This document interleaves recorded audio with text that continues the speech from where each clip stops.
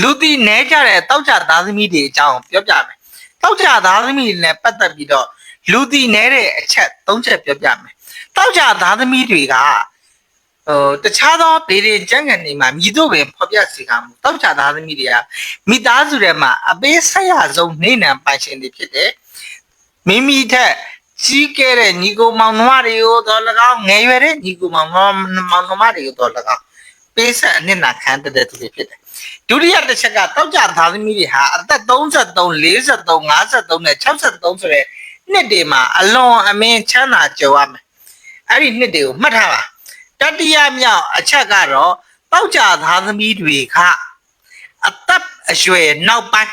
နော်ဘဝမှာ50ကျော်60ကျော်ကနေစပြီးအိုးစားတာအလွန်မင်းကောင်းစားတတ်တယ်ဆိုတော့မြင်မှတ်ထားအိမ်နေချမ်းနေပိုင်ဆိုင်ရရှိအဲ့ဒီအရွယ်မှာပိုင်ဆိုင်လိုက်